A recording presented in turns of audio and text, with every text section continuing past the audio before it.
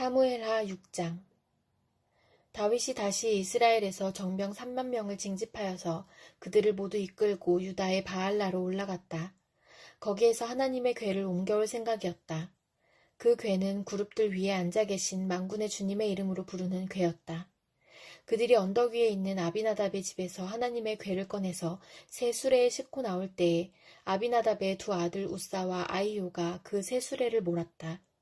그들이 산에 있는 아비나답의 집에서 하나님의 궤를 싣고 나올 때에 아히요는 궤 앞에서 걸었고 다윗과 이스라엘의 모든 가문은 온 힘을 다하여서 잣나무로 만든 온갖 악기와 수금과 검은고를 타며 소구와 꽹과리와 심벌질을 치면서 주님 앞에서 기뻐하였다. 그들이 나곤의 타작마당에 이르렀을 때에 소들이 뛰어서 궤가 떨어지려고 하였으므로 우사가 손을 내밀어 하나님의 궤를 꼭 붙들었는데 주 하나님이 우사에게 진노하셔서 거기에서 그를 치시니 그가 거기 하나님의 궤 곁에서 죽었다. 주님께서 그렇게 급격히 우사를 벌하셨으므로 다윗이 화를 내었다. 그래서 그곳 이름을 오늘날까지 베레스 우사라고 한다. 그날 다윗은 이 일 때문에 주님이 무서워서 이래서야 내가 어떻게 주님의 궤를 내가 있는 곳으로 옮길 수 있겠는가 하였다. 그래서 다윗은 주님의 궤를 다윗성으로 옮기지 않고 가드 사람 오벳에돔의 집으로 실어가게 하였다.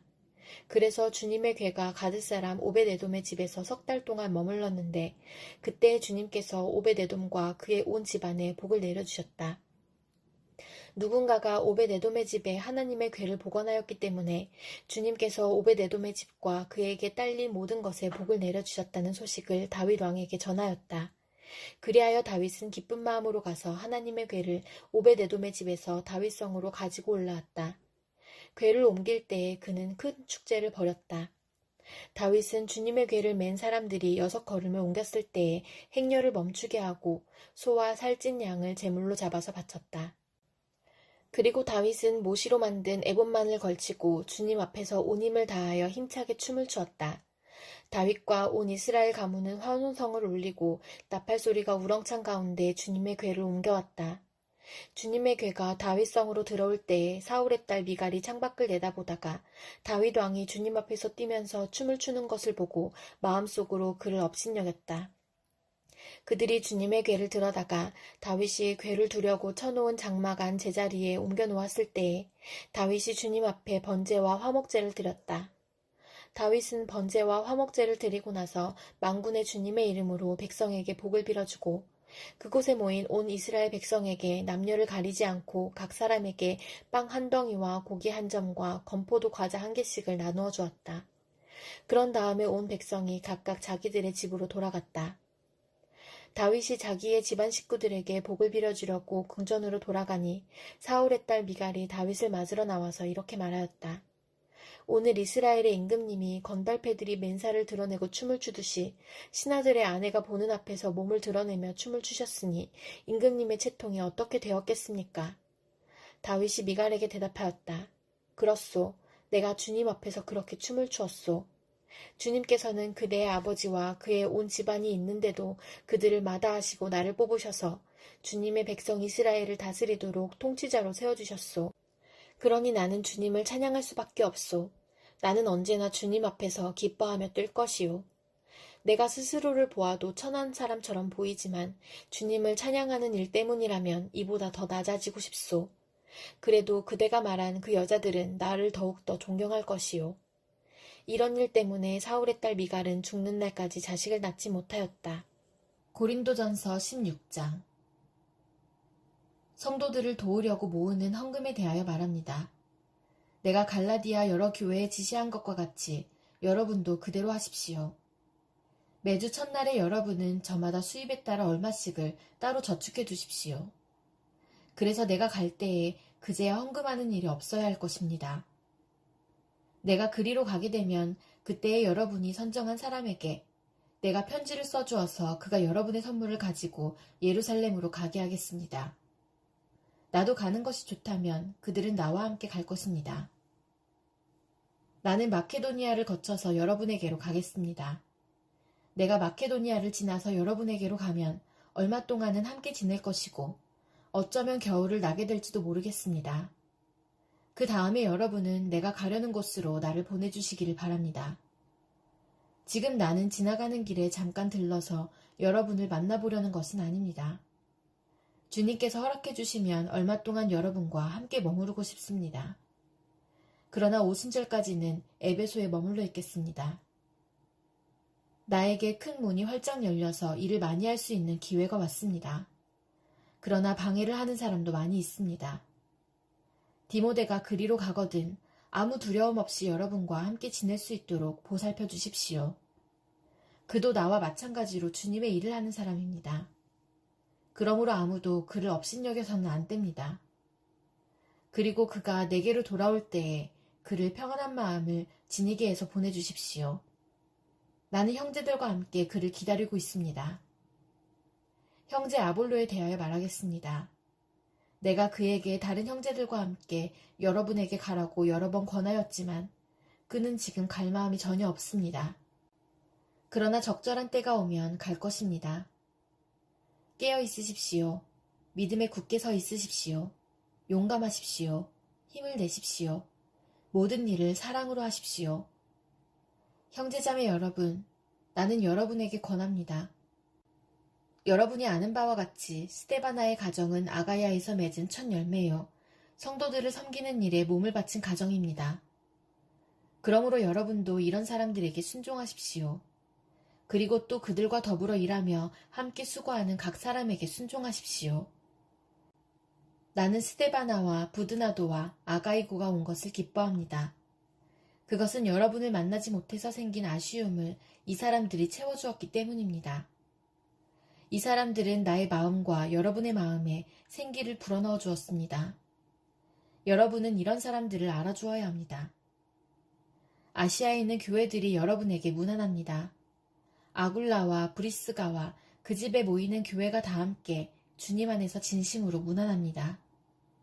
모든 형제 자매들이 여러분에게 문안합니다. 거룩한 입맞춤으로 서로 인사하십시오. 나 바울은 친필로 인사의 말을 씁니다. 누구든지 주님을 사랑하지 않는 사람은 저주를 받으라. 마라나타, 우리 주님 오십시오. 주 예수의 은혜가 여러분과 함께 있기를 빕니다. 나는 그리스도 예수 안에서 여러분 모두를 사랑합니다. 아멘. 에스겔 14장. 이스라엘의 장로들 가운데서 몇 사람이 내게로 와서 내 앞에 앉았다. 그때 주님께서 나에게 말씀하셨다.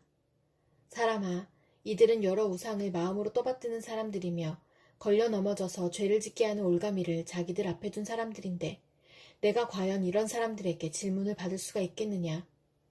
그러므로 내가 그들에게 말하고 그들에게 일러주어라. 나 주 하나님이 말한다.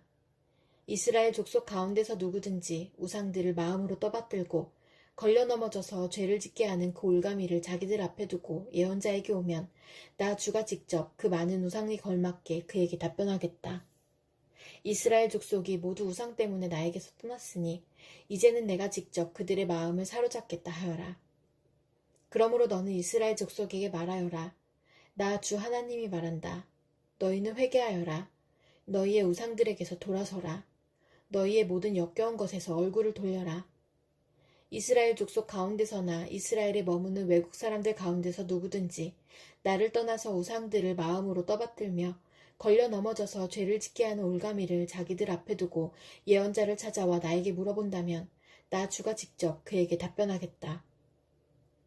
내가 이 사람을 정면으로 보고 그를 징표와 속담거리로 만들며 마침내 나는 그를 내 백성 가운데서 끊어버릴 것이다.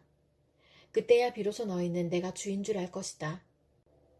그런데 예언자가 만약 꾀임에 빠져 어떤 말을 선포하면 나 주가 친히 그 예언자를 꾀임에 빠지도록 버려둘 것이다.